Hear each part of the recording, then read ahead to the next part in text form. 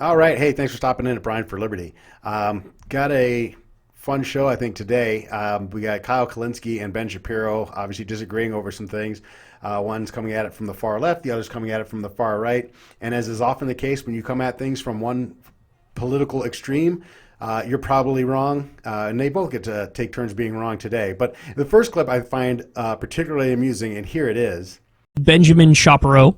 He I guess my question would be, why mispronounce Ben Shapiro's name? Are you acting like he is not one of the most popular speakers in the country? Is this kind of a big britches move that makes you feel or appear to be a bigger celebrity or a bigger personality, content creator than Ben Shapiro is? It just seems like a silly move, and really it just kind of takes away credibility from the rest of the show. But here's where he gets into his disagreement with Mr. Shapiro. he lost it on workers who are still out there during the pandemic doing their thing. He's not happy with the workers who are demanding more. Okay, the fact is that striking in a time of pandemic, not because of bad worker pay, but because you just want more money. I'm sorry, everyone else lost their job. Everyone else lost their damn job. Okay, like, if I were Amazon and I had the capacity, I'd fire everybody who strikes right now, and I'd bring in workers who are willing to work. And what you're seeing here, or what Ben Shapiro is saying here, is that if Amazon had the capacity, and what that means is Amazon does not have the capacity because conditions in the marketplace have made these people's labor significantly more valuable. So you have to pay them. They're not asking for permanency, okay? They're asking for a temporary response due to extraordinary circumstances. In this case, you got to recognize that there is something unusual taking place and that these people's labor has increased in value in the market, and it needs to be addressed. And I don't think that they're being unreasonable in asking for more pay here. Now, of course, Kyle goes off on a little rant about the employees being forced to work in an environment with other sick people. That's not necessarily accurate. Obviously, these people are not drafted into military service. They are at-will employees, and as such, they are certainly free to leave Amazon and go seek employment elsewhere. Amazon is not the only distributor, is not the only company that's running warehouses right now that have a shortage of employees. UPS is hiring, FedEx is hiring, all these different companies, Target, Walmart, in their distribution centers, they're all hiring pretty heavily to meet this increased shipping demand that's taking place right now. So to say they're forced to work in this environment is a little disingenuous. We do get to something a little bit more realistic down the road, but here's another thing from Mr. Shapiro where we disagree. You're asking for double pay in the midst of a pandemic because you know that those employees are necessary in order to make sure that the old people get their food. And what's happening here is he's fundamentally admitting that these people are a critical part of the supply chain. He's saying they are critical in order to get food to old people. So yes, the multi-billion-dollar corporation that's seeing a massive surge in business due to these circumstances should absolutely pay these people who are critical to the supply chain more money to keep them working. Amazon's making more money. It's not unreasonable to look at the employees and say these employees should also be making more money. I don't mind that Amazon's a multi-billion-dollar corporation. I don't mind that Jeff Bezos is the richest man in the world, one of the richest men in the world. None of that bothers me. I want Amazon to make as much money as they possibly can. But in a crisis situation, you have to acknowledge that these employees are critical. They are serving a very important role. There are people depending on them, and they should be compensated for that. That's just the way it is. The problem is, and what you need to do in order to understand that is you have to understand that price gouging in and of itself is not necessarily a bad thing. And some of the other comments that were made in this exchange, we talked about, Ben Shapiro talked about price gouging. Let me give you an example of why price gouging isn't necessarily a terrible thing. Let's say I'm running a convenience store in Florida, okay? So I'm running this convenience store and we're heading into hurricane season. And what I'm going to do is I'm going to run out and I'm going to stock up on perishables going into hurricane season where we may see significant increased demand for certain products. I'm taking a risk as a business and I'm giving an unusually high amount of my storage capacity to products that I know if we don't hit a surge, I'm going to have to sell these products at potentially at a loss to get them out to free up that space.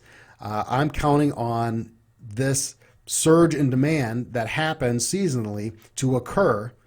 And the reason I'm doing that is because I feel that during these surges in demand, I'm going to be allowed to raise prices to increase the profitability of these products. Now, the first thing I know a lot of you out there are saying is, this is terrible. You shouldn't be looking at a crisis situation as an opportunity to create higher profits. That's fair. That's an understandable criticism, but let's take a look at how that works in the real world. If I don't have the ability to make a higher profit on certain products when demand surges, then I'm not going to overstock those products. When that demand surges, then I will have a shortage. That's what wage and price controls do. Price controls create shortages. If you tell a business they're not allowed to raise pricing to meet demand, they're not going to overstock products, because they're not going to be able to, even if they can perceive that there may be a surge, even if there's a good reason to think that there's going to be a surge in demand, you're telling them in advance they're not going to be able to profit off of that. They will maintain normal levels, and they won't prep in advance for an emergency. Now, obviously, with the pandemic we're going through, we didn't see this coming. There wouldn't have been this surge in the surge of demand wasn't seen. We didn't see it coming. And so obviously we didn't overstock our shelves. But in general, price gouging, it's in and of itself isn't necessarily a bad thing, because it causes businesses to overstock on things that they could see coming when there's potentially going to be an emergency situation, which creates everybody gets an opportunity to buy these products. That's where price gouging, the second part of this, is not only does it allow these small businesses to overstock, it also allows them to raise prices so that customer A, in a panic, in a fear-driven buying frenzy, doesn't buy 6 months supply of toilet paper, hand sanitizer. In the case of a hurricane type area, overbuying gas or bottled water, perishable food items. So they have to look at that, and they raise the cost. When the cost is raised, they have to look at that and say, okay, well, this should get us through. I have to make a financial decision. I can't just frenzy buy as much as I possibly can.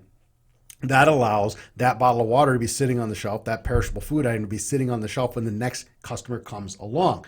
You could be angry at the elevated price of a bottle of water, but you should also be very happy that that bottle of water is there and available for you. And price gouging, raising prices, price gouging is simply saying, I'm going to raise prices in response to demand. It's just the market functioning properly. So anyway, here's the next little thing from Ben Shapiro. He said this before, and it kind of jumped out at me. Hazard pay of double the current hourly wage for employees who show up to work during the pandemic. You want your pay doubled just for showing up to work while everyone else in the country is out of work? So real quick, everyone in the country didn't lose their job. And double wages may be unrealistic, but Amazon needs to come and sit down at the table with these people and work with them to get things going. But as is typical, somebody from the far end, left end, is also going to say things that are not in the realm of reality. And here we go with Kyle. You almost got it. You almost got it, Ben. Now take it a step further here. If the workers are necessary, okay, but Ben doesn't like how the workers are treating the owners. But you just said the workers are necessary. So in this equation, who takes precedent? Well, by definition, the people who are necessary take precedent over the ones who are unnecessary. So this is ridiculous leftist nonsense, where his credibility kind of goes right out the window. Like I said, I hadn't really heard of him before. I don't watch a ton of YouTube. I'm not taking a shot at this guy. He's obviously a much bigger content provider, is a much bigger channel than I do. So I just hadn't heard, so I didn't know where he really stood prior to watching this. So the thing that gets me on this one is he thinks that owners and executives are hanging out by their pools all day. And I've got bad news for you, Kyle. The business needs the executives who are managing global supply lines, who are managing retail deals, who are operating a global business, navigating international law, and making deals to keep things moving. They need the guy putting a box on the shelf too. But let's not pretend the owners and executives are not needed, okay? I can't take the guy putting a box on the shelf and say, hey, go deal with these 6 international companies and their trade laws and get a deal going so that we can keep the supply chains going. These guys aren't just lounging around all day. Their job is incredibly critical. They are definitely needed. There's a reason that they're compensated in the way that they are. So let's stop with the leftist, these executives and owners, they're just lounging around by the pool and on their yachts all day. That's a ridiculous leftist theory. It's garbage, and it eliminated any credibility you may have built up by being correct earlier, but you weren't really correct. It was more about Ben Shapiro being incorrect. But and then here is always part. Right, yeah, that's what leftists are saying. Maybe the people who work in the factory should own the factory. That's it. It's actually not that extreme. It's called a worker-owned co-op. There's plenty of examples of it in the past and then around the world today. And it's not...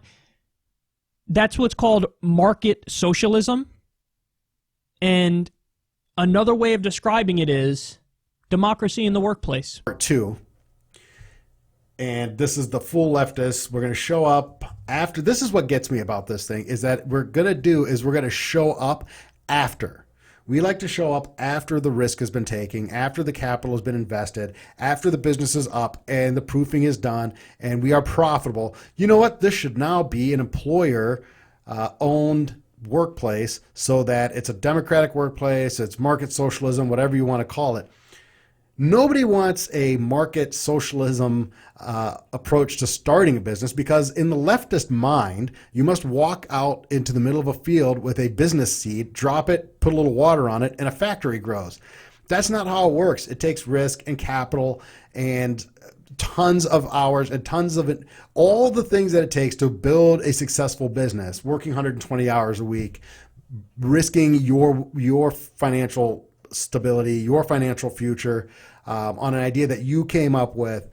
Once that's all built and it's all successful and everything's in place, now all of a sudden we want to be a democratically ran workplace. But nobody wants a democratically started business. So that really gets on my nerves. I think that's a very typical leftist response to disagreements between labor and management, and it shouldn't be the blueprint response, because it's a silly response. I'm not saying that. I know businesses that are large businesses that are operated this way. I'm not saying it's impossible, but that shouldn't just be your go-to answer, is this employee-owned enterprises. So anyway, this little disagreement between these two guys, these two videos just happened to pop out at me, and I wanted to comment on them. We're going to be doing a show on the podcast. As usual, I'll put this out on the podcast, but I'm also going to be doing a show on the podcast about preventing financial catastrophe in a crisis like this, and what needs to be done, and the things that you're not being taught to keep yourself and to get yourself in a position where you can actually prepare for a crisis like this, loss of employment, the things that are going on right now, and why you're being taught to the exact opposite of what you need to do to actually prepare for these kinds of situations. So I hope you'll check out the podcast. I should have that one up here in the next day or two. I will get this one up this evening. And thank you very much for stopping by. And as always, we will see you next time.